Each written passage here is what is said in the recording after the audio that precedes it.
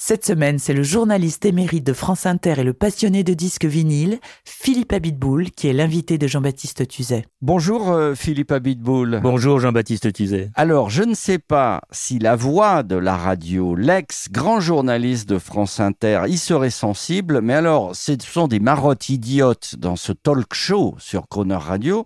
Le jeudi, je ne sais pas pourquoi, on parle d'amour. Là, vous allez être servi. Bon, est-ce que vous êtes heureux ? Ravi, heureux, bien dans mes chaussettes et mes chaussures. Oui. J'ai cru voir passer dans la discothèque, là, et pour nous accueillir aussi, un très joli sourire. Ah. Voilà, et donc je vous vois sourire. Donc vous êtes toujours un enfant gâté par la vie. Absolument, j'ai cette chance d'avoir surmonté les difficultés toujours avec le sourire, et c'est important dans la vie. Et quand je vois votre discothèque magnifique, je suis sûr qu'il y a ces magnifiques vinyles Capitol avec ses filles.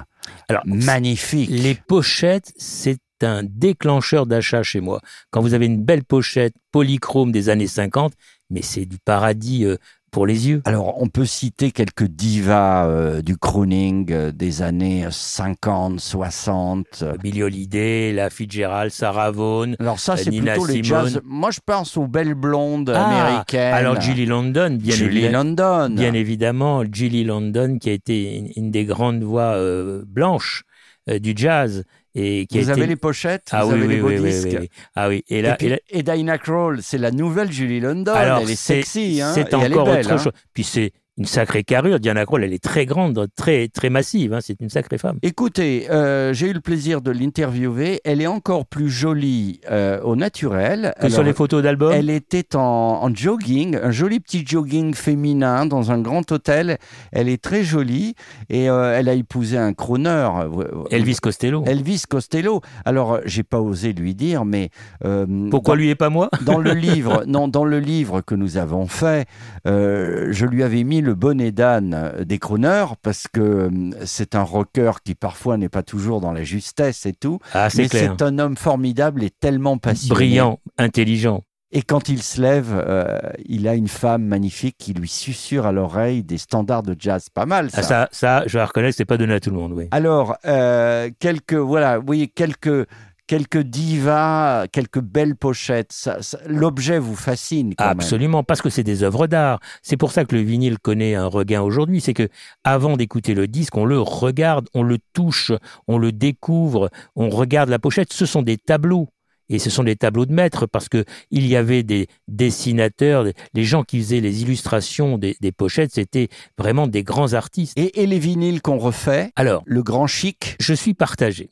Les vinyles qu'on refait, d'abord, point positif, c'est hyper bien pour tous ceux qui connaissent pas les chanteurs et les groupes de les découvrir. Et en plus, il y a une qualité d'enregistrement, le remastering, qui fait qu'avec des half speed, avec toutes ces techniques qui donnent plus de qualité au son, qui sont des points positifs.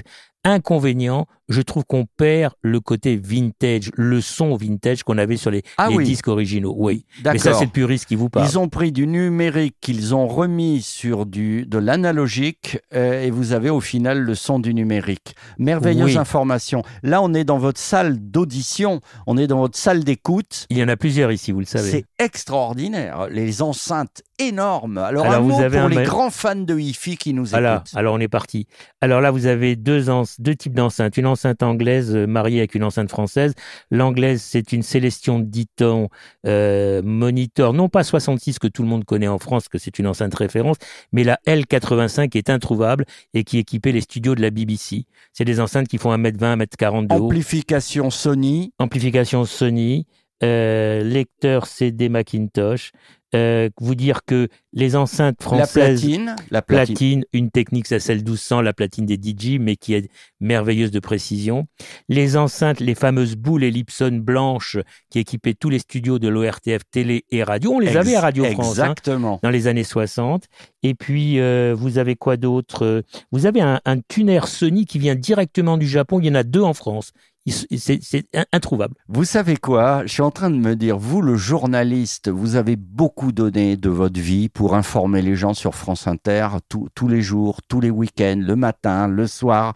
Vous vous êtes fait votre petit Radio France à vous, ici dans votre campagne. À ma modeste mesure, oui. Mais version musique. Absolument. Alors, je vous donne le micro, vous nous annoncez encore une découverte pour Croner, Sybil Shepherd. Alors, actrice, chanteuse, très très belle femme, et qui a explosé à la télé dans un feuilleton américain des années 80 avec un jeune acteur débutant. Il débutait et il joue le rôle d'un trompettiste dans ce feuilleton. Cet acteur s'appelle Bruce Willis. Incroyable. Et donc là, c'est un grand love story entre Sybil Shepherd et Bruce Willis dans le feuilleton.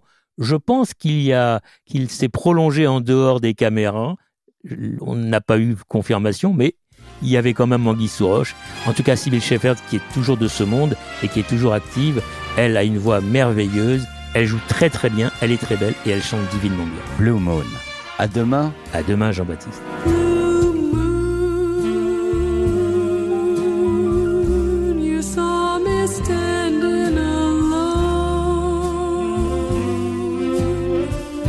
Without a dream in my heart, without a love of my own.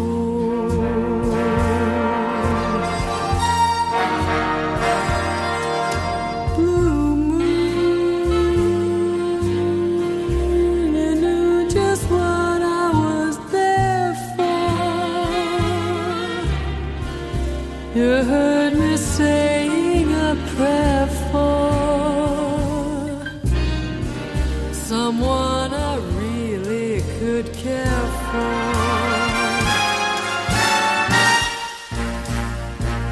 And then there suddenly appeared before me the only one my arms will ever hold. I heard somebody whisper, please adore me. And when I looked, the moon had turned to gold. Blue moon. Now I'm no longer alone, without a dream in my heart,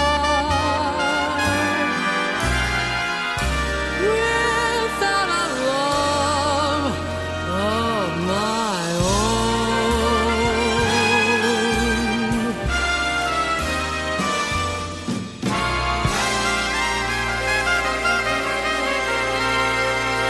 Retrouvez Philippe Abitboul dans Crooner and Friends chaque jour de cette semaine à 8h15 et 18h15 et à tout moment en podcast sur le croonerradio.fr.